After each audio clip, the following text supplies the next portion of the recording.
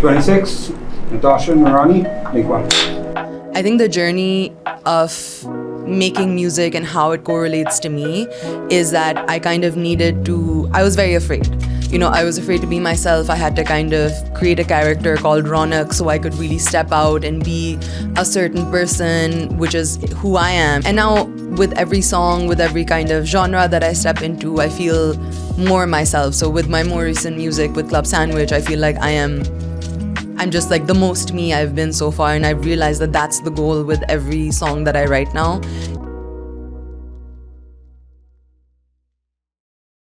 Hi, my name is Natasha Noorani, and I am a musician, and I'm here at City FM 89.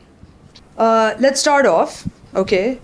Most people say that this song performance put us up on the map. Like they pick a specific song or performance, and they say this put us on the map. But with you, I know for a fact you put yourself on the map, right? So let's break down your journey of how you got here, because we've known you for a very long time and we've seen your journey, but the people out there have not. They don't really know the Natasha Noorani that we know. So let's get into that. Where did it all start from? I have been playing in bands and just doing the whole angsty guitar girl vibe since I was 14, but I think it really started in college when I was performing, but especially with the Lahore Music Meet that we started when we were 22. So we built a community and just had this amazing festival for 5 years, and that was very cute, but also taught me so much about the industry back end. Then I worked at City FM 89 for a bit as a marketing executive, and that was very, very fun because I just understood what the commercial aspect of, how to keep something that is, how to keep like a musical body running and managing the business end of all of those things. And then I worked at Coke Studio with Strings, and then I managed Strings for a year and was on their last album. And all this while I was doing my own music, and then I think I just kind of found my stride with the songs I was making and all of the things I was doing. And then I started researching music also. So basically everything related to music, I was just kind of dipping my, hands into and trying to get a taste of everything. And yeah, I think that's my story. Okay, let's go way back. Way back. To when Natasha was a teeny tiny little girl. Okay. When did you know that, first know that this was your calling? I think I was 5, and I turned to my mother and I said, I either want to be a rickshaw driver or I want to be a singer. And so she said that a rickshaw driver would be far more lucrative. And I think she was right for the most part of my career. And so I always wanted to be in music. I was always drawn to it. I found videos of me recently as a 6-year-old singing, and mehfils and things like that. And I didn't even remember all of those moments, but I knew I was locked in from the start. Amazing. And how has, just creating music and being within the music, and we're going to really get into the music industry and how you've kind of built it up, but just overview, the creation of music and the creation of your sound. How's that kind of helped you through your journey of life in general? I know it's deep, but no, it's deep. Early in the morning, best time to have these conversations. I think it's been so much, over my teens, I was making very angsty rock music, and all of that anger was kind of coming out. This emo guitar Natasha version of me is very iconic to me, at least, and then I think I was always drawn to pop and R&B. That's what I grew up listening to, but I think the environment that we were in and the audience and the musicians weren't really kind of into it. So over the past few years, I learned how to produce. I learned how to play multiple instruments. I was drawn to producers and musicians who were pulling me out of my shell. So, I credit people like, Nader and Ali from Sikandar Ka Mandir for helping me write my first few bits of music. But also, even more importantly, people like Talal and Bilal Baloch, who, have really kind of gotten me out of my shell completely now and have forced me into what I thought was really far from who I was as a musician, but actually is so much closer to who I am musically. And now I feel like I'm far more fearless. So to answer your question, actually, I think the journey of making music and how it correlates to me is that I kind of I was very afraid. I was afraid to be myself. I had to kind of create a character called Ronak so I could really step out and be a certain person, which is who I am, and it's a facet of me. But I needed that kind of umbrella to keep me, kind of cozy and safe in that way. And now with every song, with every kind of genre that I step into, I feel more myself. So with my more recent music, with Club Sandwich, I feel like I'm just like the most me I've been so far, and I've realized that that's the goal with every song that I write now, is to stop hiding. Like the more you go back in chronologically into my discography, the more kind of fake bravado you will see of me kind of hiding behind obscure lyrics or like, overly complicated music to be like, oh guys, no, I'm a musician. Now I've just kind of, calmed down, relaxed, and just am doing what's intuitive. And so that's the relation.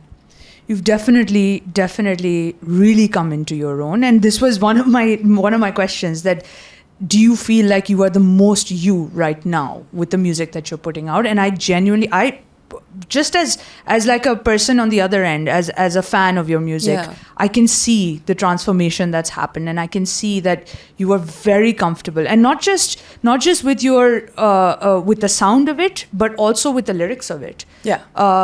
Now you write your own lyrics, you create your own videos, you basically do it all, production from A to Z, you do it all.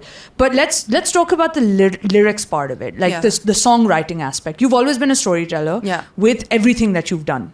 Even when you were working here in marketing, you were still telling stories, Yes. right? So with the lyrics that you're writing, how does that, like, break down that whole storytelling process for me? I think it's been a journey because I was initially writing music in English. You remember this? Which, by the way, I loved. Thank you. And then I moved on to Urdu, and that was so intuitive but also so difficult because I think I wanted to find a new space in terms of that. I didn't want to do standard shairi because I'm not well versed in that either, and I didn't want to pretend or be inauthentic in any way, but I also wanted to find something that I could relate to while listening to it, and consequently other people could. And so I think I was really mindful of the kind of like words or language or wordplay, or even, a lot of older musicians told me that I was wrong. Choro, for example, when I made Choro, it was rejected a bunch by a lot of older musicians, and I didn't understand why, because I really liked that song and it was very like nice. And now people, quote lyrics back at me, which is also, is always amazing and remarkable. But initially it was just pushed back on because they're like, this is not real shairi, and I was like, but I don't want to do that. And so I think getting that rejection also helped reaffirm what I was kind of wanting to do with that. And then I ended up finding lots of really good writing collaborators. So Zira Kemid, amazing, just, keeps me sorted, and, excellent ideas. And just being in a room with Bilal Baloch, for example, it just kind of pushes me to write outside of what I'm comfortable in or what I know. And then those conversations are really what get me to write better. I love being challenged. I love being told that I can do better, or that I'm, not doing enough, and I'm happy to take on that kind of labor. And I think that's what I need. I feel like if someone ever tells me that I'm doing it perfectly, I'll be so bored. I'll be so underwhelmed by that process. So I think just finding the right collaborators, finding the confidence then of, just being silly. So like with Choro, if I was really scared about shairi, then I have a song called Friends, which is absolutely ridiculous. And, the whole lyrics are, ye mera friend hai, hum sab to friends hain. And, I kind of, that's where the me spilled in. And I was like, as long as it's me, it's correct. Absolutely. I would just like to say that Choro was brilliant. And one of the reasons the lyrics were so brilliant, and the reason that people still keep continuing to quote it, because it resonated with people. Yeah. Because it was, gone are the days where you have these like, magical lyrics that nobody understands. Yes. But they will sing them, or it'll become a bumper sticker. Whereas with Choro, it was explained to you plain and simple. Yeah. It literally was what it was. And I Yeah. think people connected more with that Yeah. because it was so simple. Yeah. My mother laughs a bunch because Choro's fan base is actually all, like, the biggest fan base is all under the age of 12. And a lot of people who live abroad and are, raising kids there, they keep DMing me and telling me that my songs are how their kids are learning Urdu. And so my mom laughs a bunch. But because that's amazing. It's amazing. She just laughs because she's like, I gave you so much Urdu tuition at home, and laughed throughout at you that this is like, it's a beautiful full circle moment. But I'm also always giggling, and just, it's really sweet that, kids are, they have more access to something more relatable where they can, be attracted to learning a language, or just, listening to music that would, if I'm still playing concerts for them when I'm 50, that's the goal. Speaking of Choro, Yes. it's also one of my favorite music videos. Yeah. And that's something that not a lot of people these days do, because streaming is easier, Yes. right? You're done with the song, you put it onto one place, and then they disseminate, and then it's everywhere, right? Yeah. But music videos, video killed the radio star, Yes, and sir. then now the radio star is still being beaten by streaming. That's still happening. But you are one person who consistently will put in time, effort, creativity, extreme creativity, and you know what? Considering it takes a lot to do a music video, Yeah. but you do it in the most creative manner possible using the resources that you have at hand. There was also a music video where you were literally inside a swimming pool with just flowers Yes. around you. Yes. I That was love that. One of the cheapest videos I've ever shot, 100%. There was Maladaptive, which was a stop motion. Yes, I had nothing to do with that, but I loved it. Brilliant. Yes. So, I mean, I can literally, the list keeps going all the way to your latest one. I mean, I'm going to start with one of your first, Yeah. one of my all-time favorites. Which one? Ikisvi Sadi. Oh my God, yes. And of the course. Biryani Brothers. Yes. And I'm just so sad that the Biryani Brothers don't really exist essentially Give anymore. us $5 billion and we'll come back. Maybe 89 can make this happen. Yes, but thank like you. a video like Ikisvi Sadi. Yeah. What happened there? I think a lot of how we operate as musicians overall it's a lot of humor, and then it's a lot of like understanding culture through media, and just seeing what it is and seeing whether we can participate in the kind of immortalization of those moments, or just acknowledge them at the very least. So I think with a video like Ikisvi Sadi, which Tabish Habib directed, it just, it was our humorous side coming out, and it just was super low budget. It was the first time we had gotten like hair and makeup done or anything of that sort. We were just like going through our almari for clothes, and like I borrowed my dad's jacket for the Wasim Akram bit and everything. So we just like used all of our kind of like nostalgia and our, those types of things to develop that. And it was all shot in a day, all edited in like another day, and then we were done with it. And I think the point was to, more importantly, I think, communicate visual identity in a way that hadn't been done, because we're talking at this point 2017, 2018, right? And at that point there was just like really high budget production, kind of like shiny studio videos that were coming out, or like performance-based videos that were coming out. And a lot of the artists that I was following all had personality, or had kind of a visual identity. You would associate certain colors with them, certain outfits with them, certain, kind of styles with them.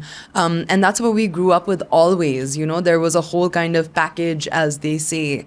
And I think that's what I was drawn to. So like, big jump from Ikisvi Sadi to like Choro then. And Choro for me was, because I had done so much work back end as a production manager or as a brand manager, I started learning about cameras, and I was like, oh, I want the shiny one, and I want this, and just, I love making a PowerPoint presentation which has like things like color palettes, and like literal hex codes would go into it.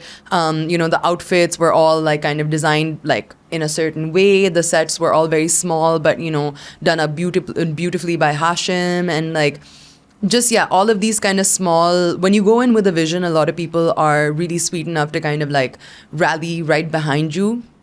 I think when you're unsure, then it's like harder for people to collaborate with you. But I think one of my biggest strengths and biggest weaknesses is that I am like really zoned in on what I need and what I want.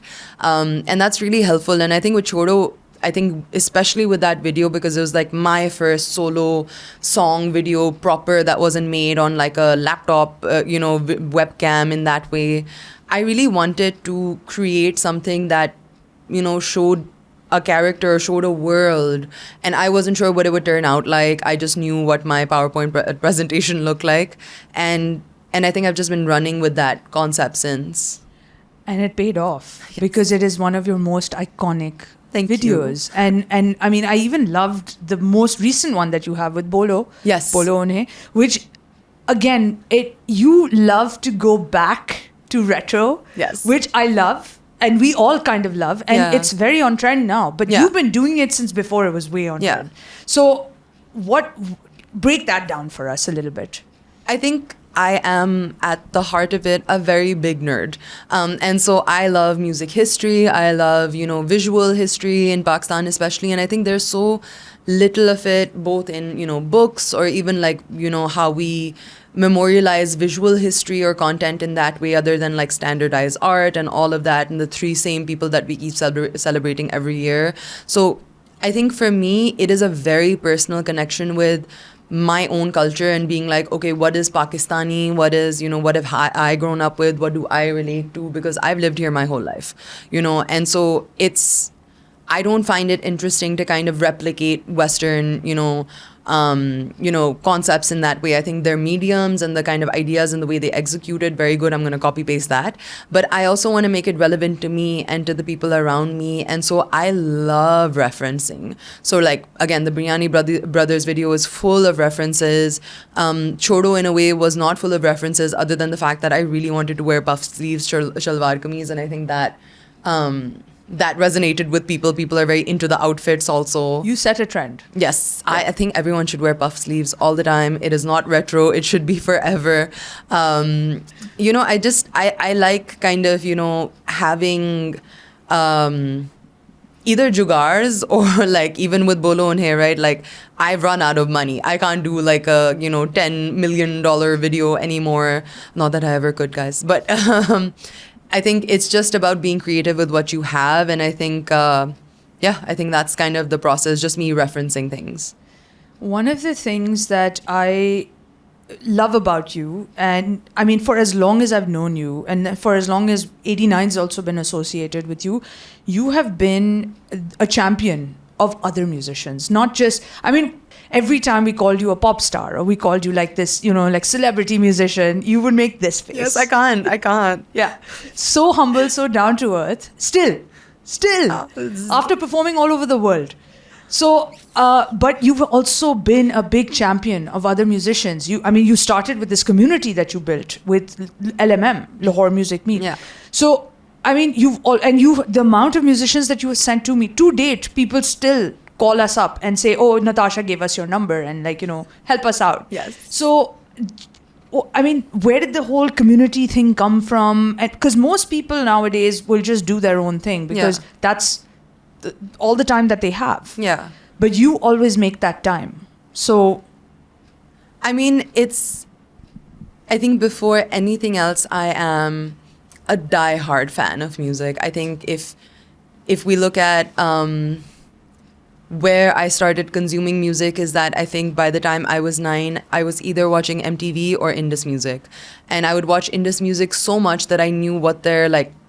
I knew that if आरो का गाना आ गया है, then इसके बाद नूरी का गाना आएगा, फिर इसके बाद EP का आएगा. I figured out their track list for 2 days.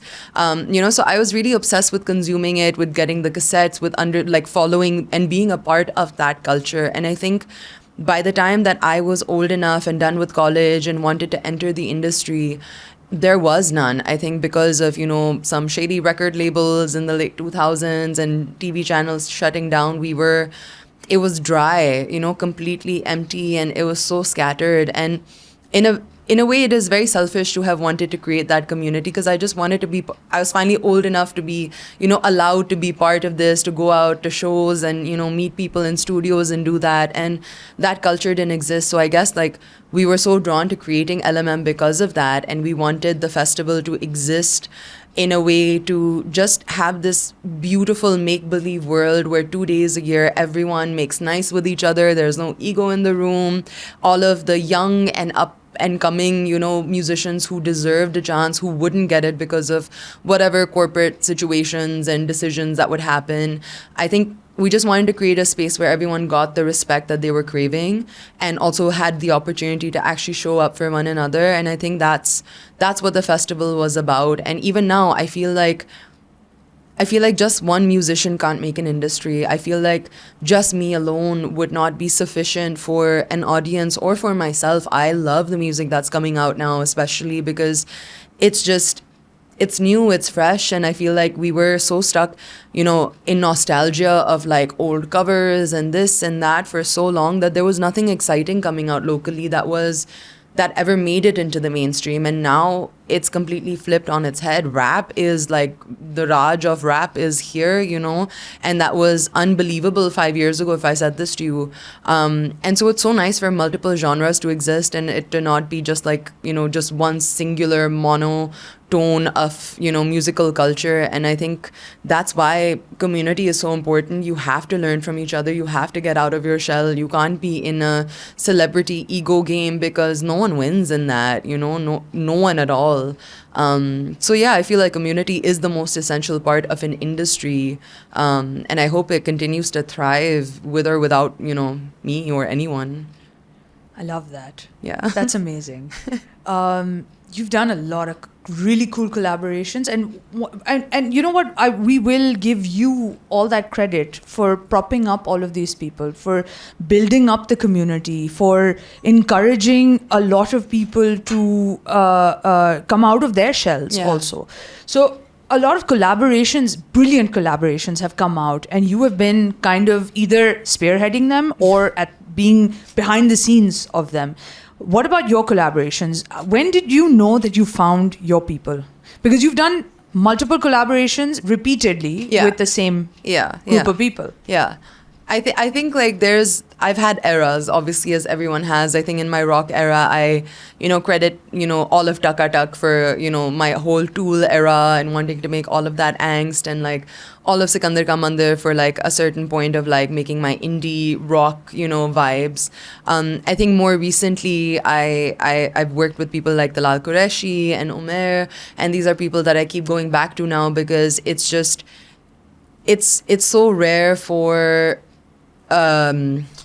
it's so rare to lock into good musical connections that last, also because I've done some excellent collaborations that maybe we do 2 songs and, then we run out of juice, or, either of us doesn't get ideas. But I think to be able to walk into a studio prepared with the knowledge that I'm going to make, 6 songs today, out of which maybe, 2 end up being shortlisted for a demo and then released a year later, like all of the logistics doesn't matter. And to me, logistics always matter, right? So to just have the freedom to walk into a studio and just make music for the actual joy of it, that's what, for example, Bolo and Hey was. Bolo and Hey we made while we were still mixing Ronak, and me and Talal were so sick of Ronak at that point that I was like, no, reset, let's do this. And then we made that early last year, and so we had such a good time making that song and enjoying that song that by the time it came out last week, it just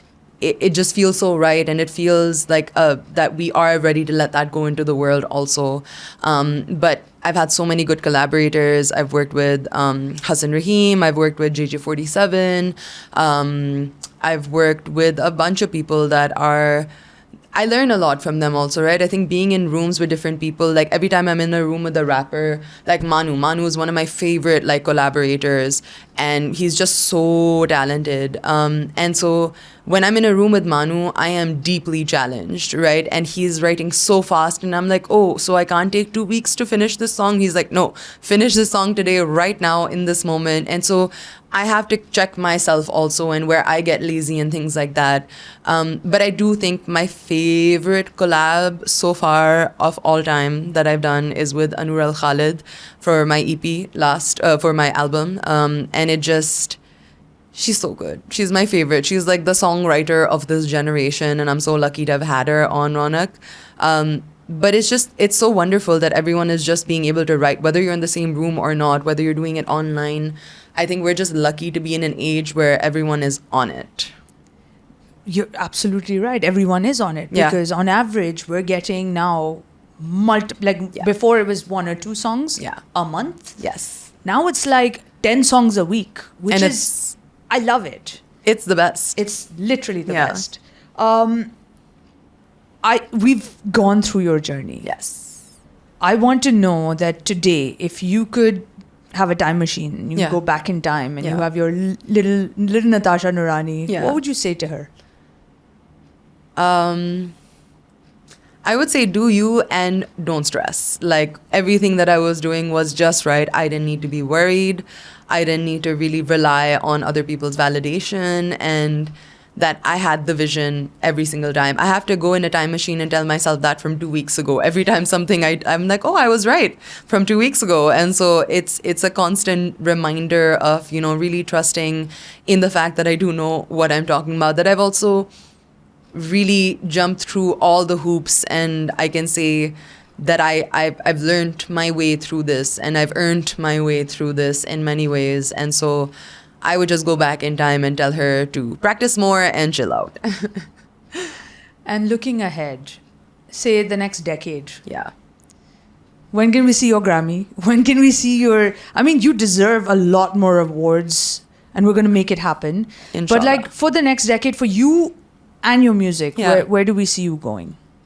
I feel like I hope that the precedent hasn't been set in that at all. I hope that I am able to break out of what we expect a Pakistani artist to be able to achieve in the world. I also hope to just make some excellent music that I can listen to for the rest of my life, and that people will listen to for the rest of their life. But yeah, I feel like I expect the unexpected is how I would.